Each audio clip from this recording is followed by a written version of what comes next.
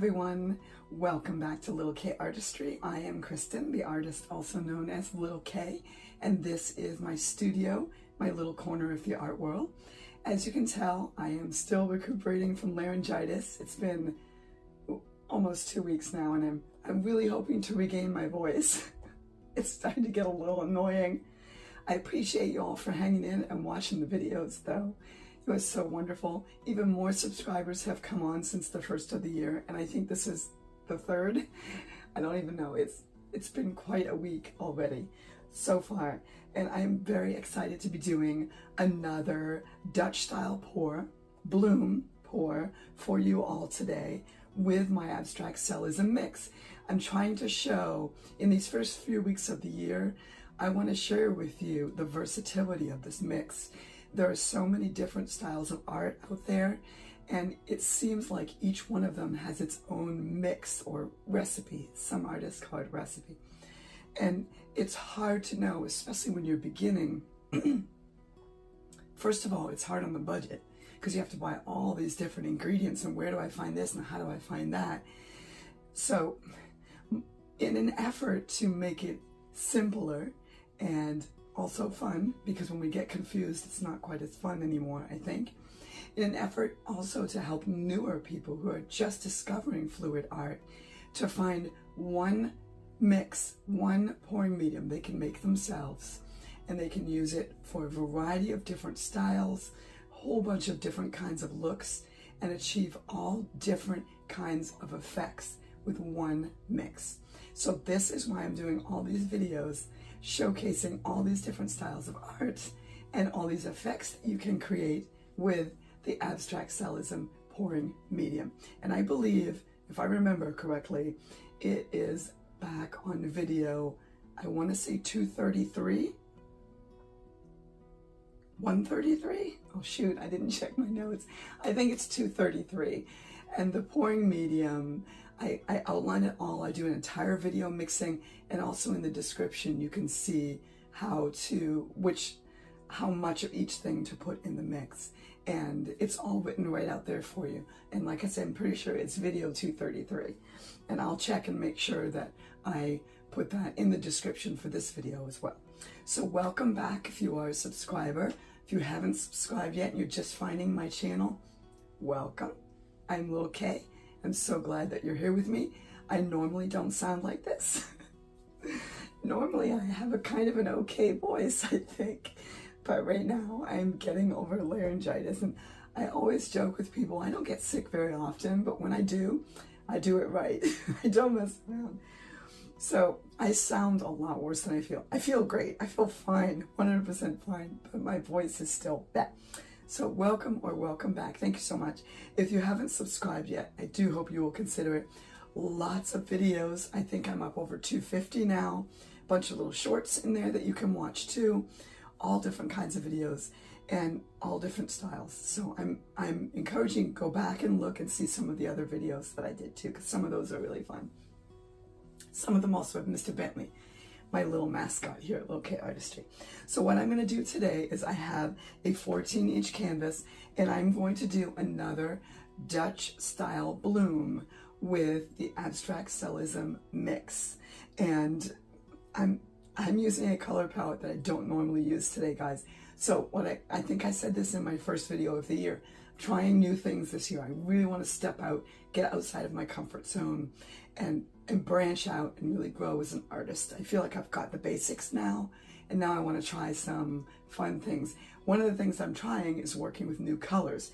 This color palette is red, yellow, and orange. And those are not my favorite colors, and I don't do a lot with them. However, some of my favorite flowers come in those colors. So I'm going to do a 5-petal bloom, just like the blue one that I did previously, and hopefully it won't look like butt. But what I'm going to do is I'm going to go ahead and zoom you in so you have a close-up of my canvas here, and I'm going to get my my apron on and my gloves, make sure I have all of my supplies here, and then we're going to go and we're going to start blooming. So let's go make something beautiful.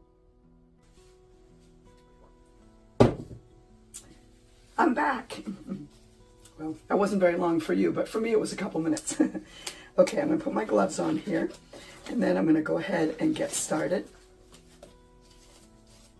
I'll tell you the colors that I'm using here today. I'm not doing a white base. I decided instead to go with Titan Buff. It's off-white, I really like that. And then I've also got some cadmium red. I've got some diarylide yellow, and then a tiny bit of primary yellow. And then what I'm going to do for my cell maker, for my top layer, this is something I haven't used before. This is a TriArt paint, and this is their, I think it's gold, iridescent gold deep. And that is mixed with the top layer mix for the Abstract Cellism, and you can find that back in video 233. So this is the top layer. It's really thin. This is what helps the cells to form. I do not, many of you know, because you've watched most of my videos, or some of them, I don't use the word cell activator. When I was first getting started in fluid art, I was very confused by a lot of the terminology, and I thought, mistakenly, that there was some kind of a reaction, like on a chemical level that was happening, because people were using the term, and still are, cell activator. So that really confused me. And again, like I said at the beginning of this video, in an effort to make things easier, less complicated and less confusing for especially newer artists, I'm trying to stay away from terms that I know confused me in the very beginning of my art journey. And one of those terms was cell activator, because I was searching and searching for these magical ingredients to make these cell forms, to activate them, when it has nothing to do with a chemical reaction. It's all about the viscosity and the different weight of the pigments. And also, if you want to get into the real scientific stuff, it is basically utilizing the Rayleigh-Taylor instability theory, and that is for our own benefit. It's really utilizing that to get the results that we're looking for with that instability theory. And basically it's just the different weight of the pigments. The heavier pigments will sink, the lighter pigments will rise to the top.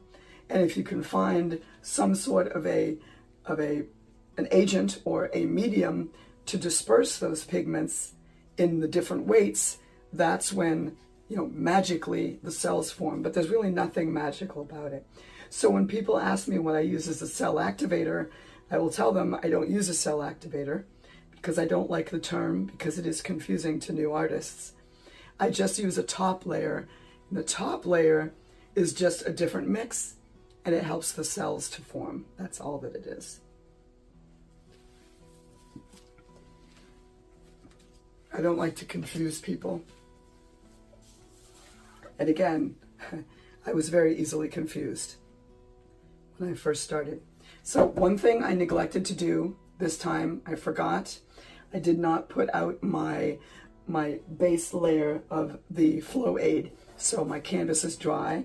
That may require that I put a little bit more base paint down this time. And I neglected to do that, and that is, I was just too excited to get in here and do this bloom that I neglected to put down the flow aid. But I typically will use that, and many of you have seen the videos where I use the flow aid. My mistake, I goofed. Goofs happen sometimes. People aren't perfect, neither is art.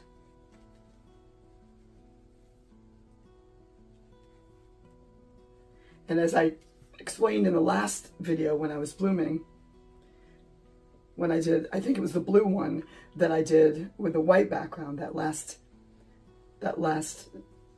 flower that I did, I was explaining why I put the base layer down like this. And it's mainly just because it's the process that really is exciting to me. And as I film this, it's Friday evening, and I've had a long work week, as many of you also have. And I've been planning this painting. This is my relaxing time. So when I get in here, I get ready to put my base layer down. This is where I just kind of almost revert back to childhood and finger painting, just splattering the paint on the canvas. And that's okay. That's totally okay. To have fun with this. It's another reason why I'm sharing, why I keep going back to the fact that I'm using the same pouring medium with all these different styles of paints. I'm trying to keep it simple, especially for new artists, so that you can get into it instead of worrying about which mix to use and what to do and how to do that and where to put this and have I got too much of that. You can just get in there and make the art and focus instead on the mix. If you can focus on learning color theory or the secrets of composition or the golden ratio or whatever other aspects that you want to learn, instead of focusing and spending so much time getting the mix right.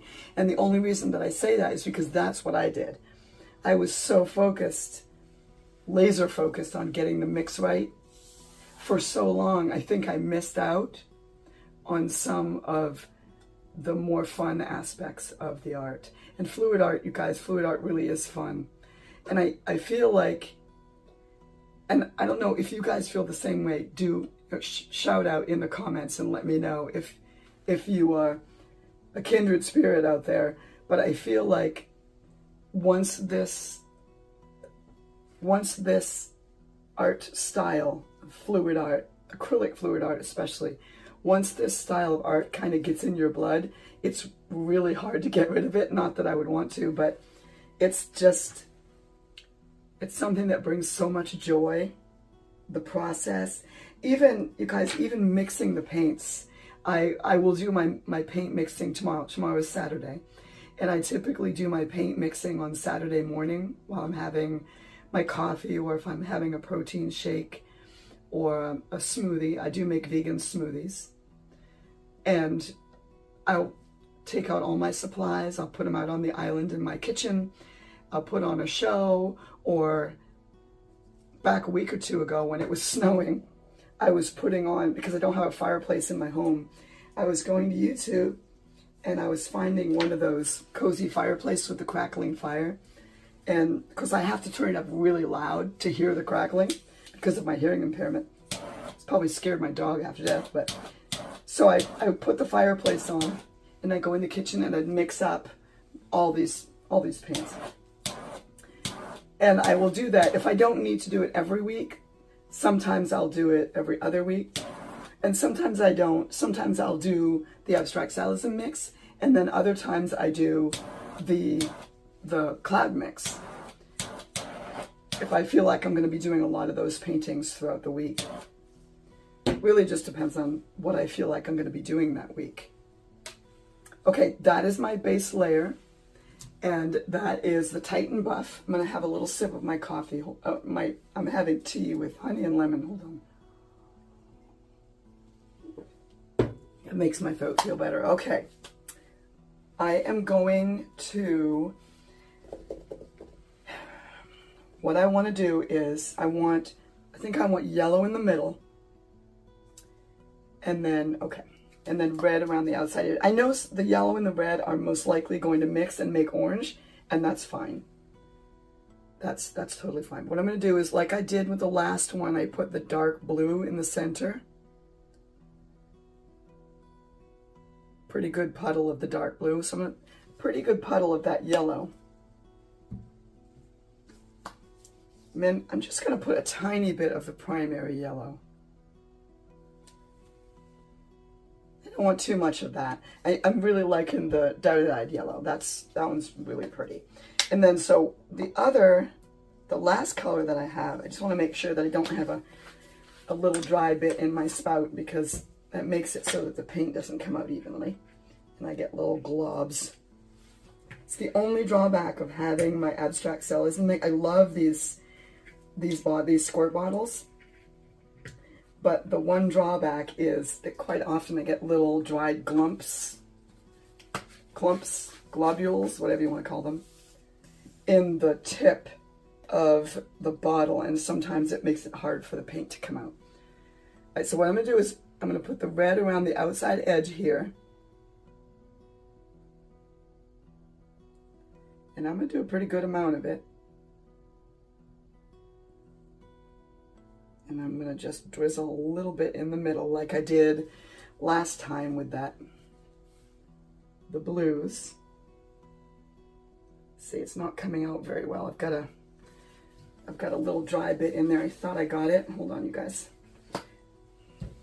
I hate when this happens when I'm recording, because I feel like you guys are all going, come on, just make the art, and I'm over here digging the dry pieces out of my so again, art is not perfect, and neither am I. So a little bit more of that red. I do want to have a good amount of red, and what I'm hoping to do is get kind of a ripple effect of that red on the petals. Let's hope. I don't know. I'm a little off center. I'm going to see if I can scoot it back to the center a little bit there. And there's a couple more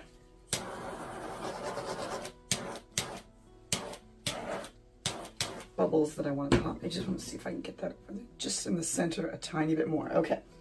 And this is that Tri-Art Iridescent Gold Deep. And this is the Cell Maker. You'll always hear me use the term cell maker or top layer. This does not have Floetrol in it. There's no magic ingredient. And once you learn the science behind why the cells form, then it becomes really fun. Then you feel like, I kind of feel like a mad scientist. And when I come in my studio, sometimes I feel like I'm just experimenting and I'm just a mad scientist, which is so fun. Okay, are we ready? I know I am. I've been dreaming about this flower. I hope it comes out good. Okay, I am using the link to this blower is in the description down below, as is the link to the video to make my spinner, and also the link for this guy.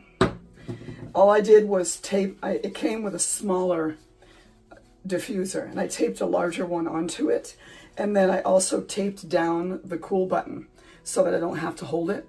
And what I'm going to do is, because I want a ripple effect with the petals, I'm going to use this on low. And I'm going to try for 5 petals.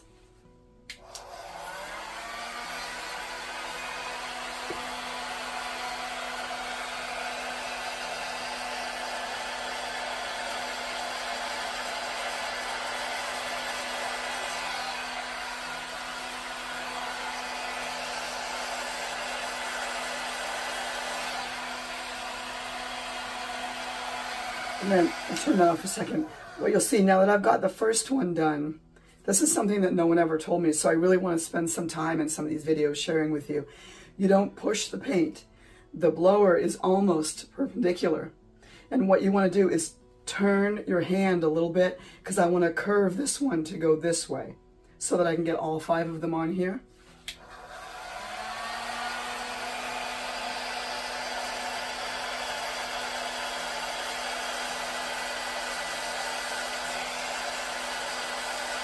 See how it's almost straight up and down?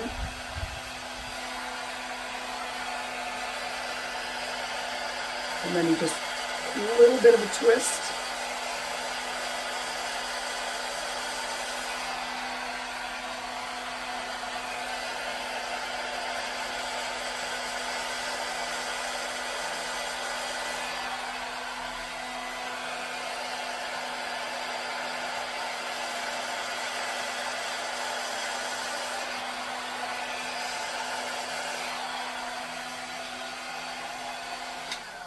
Oh, you guys, I really like this. I didn't think I was going to, but I really, really do. One of the things I remember doing when I first got started, oh, I'm so sorry, my voice squeaked there. I had a little more tea, hold on. I watched Rinsky Downya's videos of her doing these blooms over and over and over and over and over again. And all I could think was, I wish she was talking and showing us what she's doing and how she's using the blower and how she gets the petals to blow out so evenly. And then I was like, you know what? I'm just going to keep watching. And I just became a student. And I've had a lot of mentors in my art career, as short as it has been. They don't all know me. I don't know them personally. I feel like I do, though, because I watched so many of their videos. And I just kept watching over and over and over again because I just wanted to get the effect. And I wasn't sure how they were doing it. I'm going to spin this a little bit before I add the detail to the petals because I'm really loving this. I'm glad I chose these colors. I didn't think I was going to like it, but I really do. I'm so surprised that I like this as well as I do. So what I did was I became the student of how she's using her hairdryer and what she does with the blower. And what I wanted to make sure, if you guys didn't hear what I said before, I have a really good grip on, and you saw I had it on low, and I was so close to the canvas. And the reason why is, so when I zoom you in, you'll be able to see, you get a ripple effect, especially on the edges, and it looks like they're scalloped, and I love that look. So instead of holding it up here and putting it on high and blowing it out, I feel like it splatters a lot like that. Less so with the Abstract Cellism mix because it's thicker. But then once you get, so many of these I did with 4 petals because I couldn't figure out how to do 5. Then once I watched and watched and watched Rinsky again and again and again. And then I realized once she gets that first one done, she comes in, oh, that was the first one. She comes in and then she twists it slightly, just a tiny bit. And then she comes in with the second one and she twists it just a tiny bit in order to make those petals go in the right direction so you can get that 5th one in there. And let me tell you guys, it takes a lot of practice, but it's so, so worth it. Can't even begin to tell you, I don't know how many, because I didn't count, how many terrible paintings I did that I had to just paint over because they were practice, which is fine. Practice makes experience. I won't say perfect because I don't believe that art is perfect.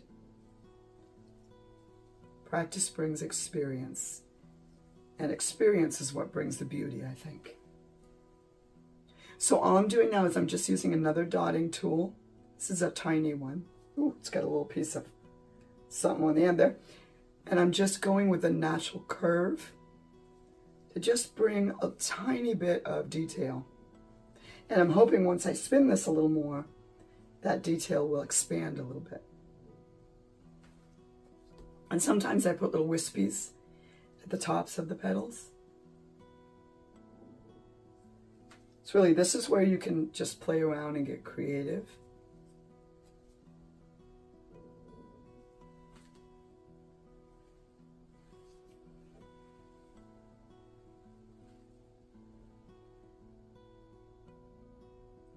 This is also where I want to show you another technique that you can use.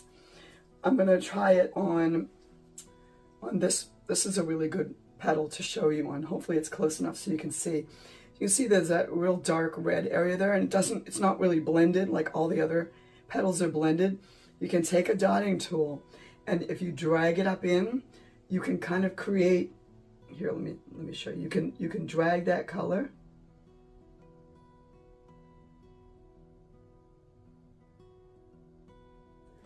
See, now there's more, now the red goes more around the edge there. And if I had another one that I like, I probably could have done that before I drew the edge. So now I'll redo this one like that.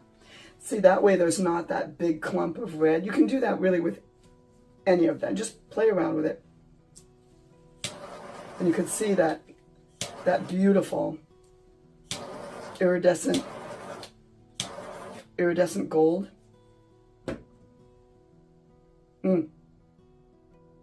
That's so pretty. Okay, I'm going to spin this. Let me move this out of the way. I'm going to spin this to see if we can get this a little bit bigger.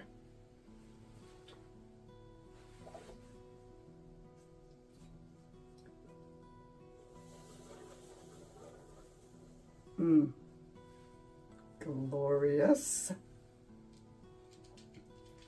A little more. I might have to add a little bit more of the base coat around the edges. And like I said in the last video, the next video you see of that blue piece will be me adding the texture to it, because I'm definitely, and I'm going to add texture to this one too. It's part of the reason why I wanted to do this bloom series. Again, I have one that's hanging in my bathroom, because my bathroom is all done in pinks with, I love sakura blossoms, the Japanese cherry blossoms. So I did a pink bloom, and then I put texture on it that has some beautiful shimmery glitter in it, and I just love it. And every day when I go in there to shower, I see that painting. I'm like, you know, I really should do some more of those. And that's kind of why I'm doing this series, because I wanted to show you all how I made that one. Oh, for crying out loud, this silly piece of paint. Oh, okay, I'm gonna relax, let that do its thing. Just spin this a little more.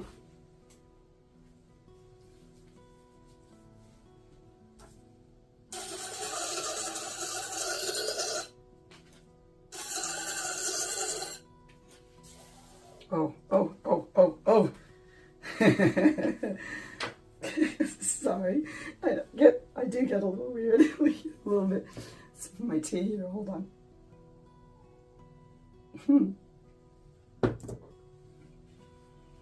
Oh, this is glorious. Okay, now in the last video, in the blue one, let me grab a cup really quickly, because I want to save this extra. I do scrape the scrapings, and I run them through a, what do I run them through? A strainer. There we go. It's been a long week, you guys. I run it through a strainer to get all the globules out of it, and then I save it, and I use it in other paintings. So I do save that each time I do it. Put it in a cup, and then I have a big bucket over there. Just going to make sure that I pop the rest of these few bubbles.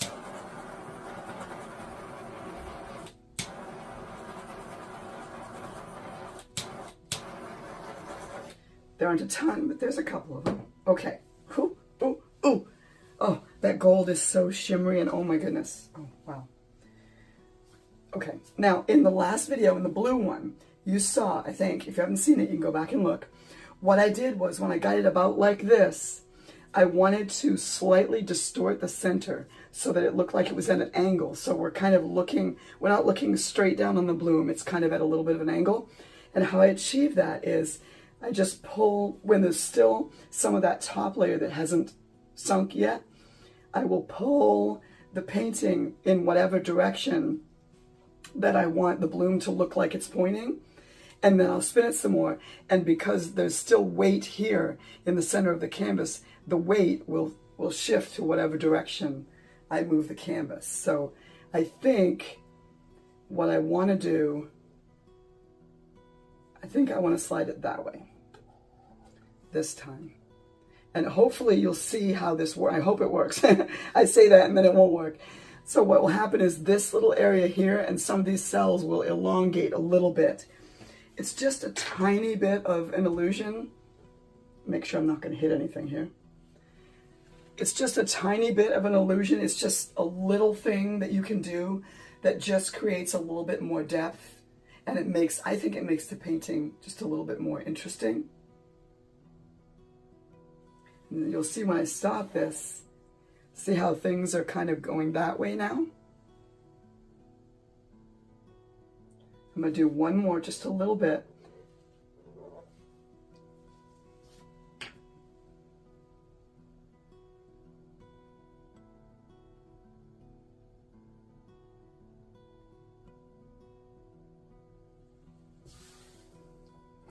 There, you can probably see that pretty good now.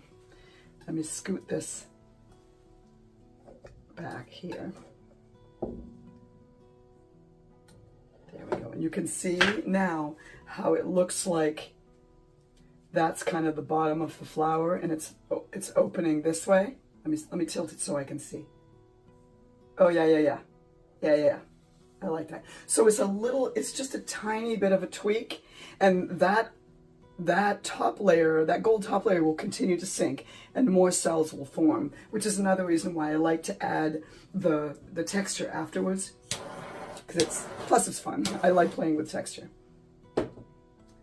And now that it's all spun out, I'm going to take my tool again, and I think I'm going to add a few more,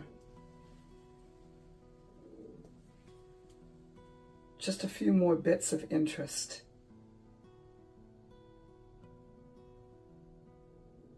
It feels like it needs them here and there.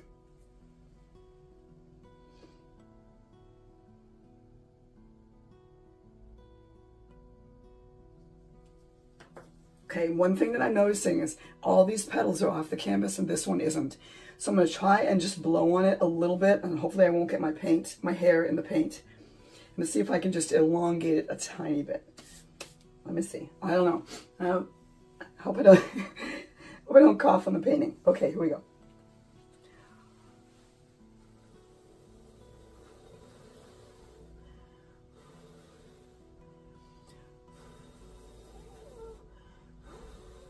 Okay, so I wasn't able to move it very much because I spun it a lot, and I'm not going to mess with it because I don't want to distort that petal any more than it already is.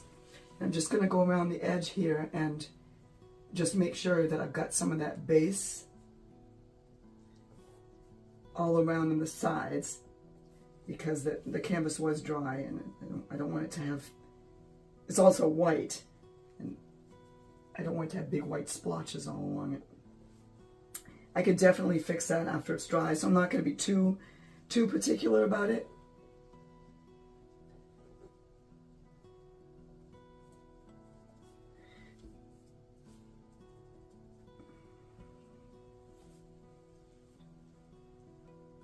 There we go.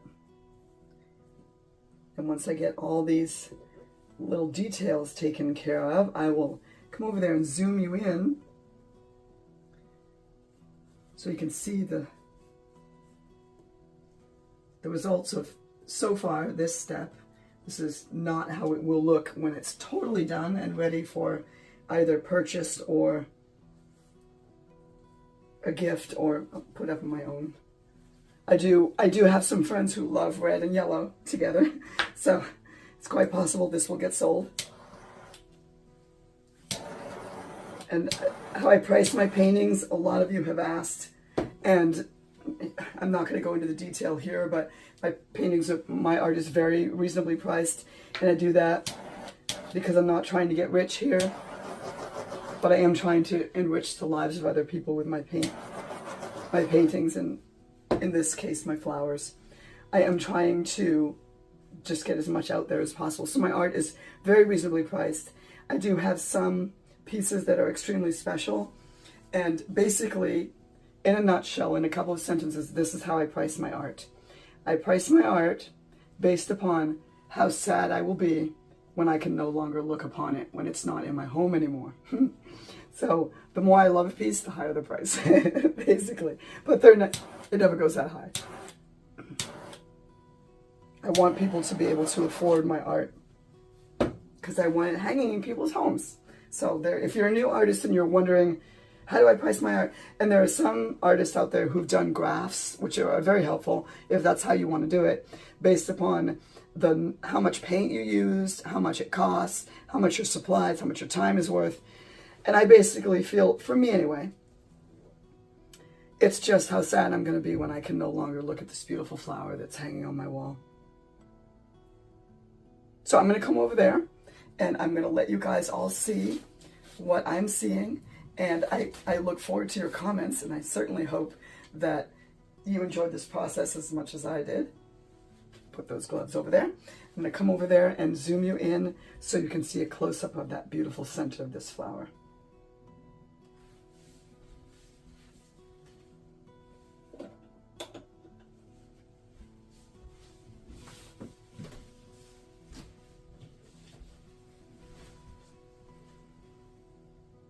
Here we go.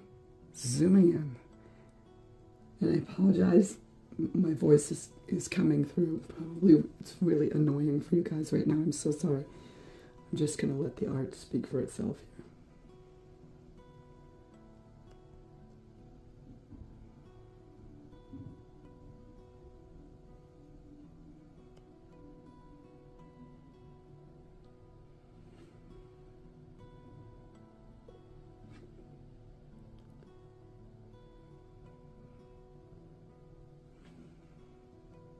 While I've got it zoomed in here, I just want to remind you that ripple effect that you're seeing on the outer petals, that's because I had, first of all, the mix is thicker, so it moves slower, and also I had my blow dryer really close to the canvas, and I had it on low. So those three things combined make that look. That's really pretty, I love it. Well, there we have it. It is all done, and I am so proud of myself for stepping out of my comfort zone and using colors I don't normally use. Going to run through the colors once again for you, in case you didn't catch them. It's gold. These are all golden fluids: cadmium red, the medium hue, diuride yellow, and primary yellow. Those are golden fluids. And then my top layer, my cell maker, was the Tri-Art, and that is the iridescent gold deep. And that these are all mixed with the mix and the ratios that you can find in video 233, I think. I'm going to go and finish the rest of my tea. Once again, I want to say thank you very much for everyone who tuned in. I appreciate all the comments and all the support. The emails, oh my goodness, you guys are starting to email me. If you'd like to contact me that way, you can reach me at lilkartistry@gmail.com. That is delightful. I love reading all of your emails. Thank you so much for that. And all of the kind words and all of the support. I can't say it enough. Li'l K Artistry has, hands down, both hands down, the best subscribers on YouTube. I know it. I can stand right here and tell you the comments and the support is outrageously, fantastically wonderful. So thank you all for joining. Thank you for sticking with my frog in my voice while I get over laryngitis. I appreciate that too. So I am going to say, once again, as I do every time, this is Kristen, artist known as Li'l K, and I am reminding you and I'm encouraging you once again, go make the art. You'll be glad you did.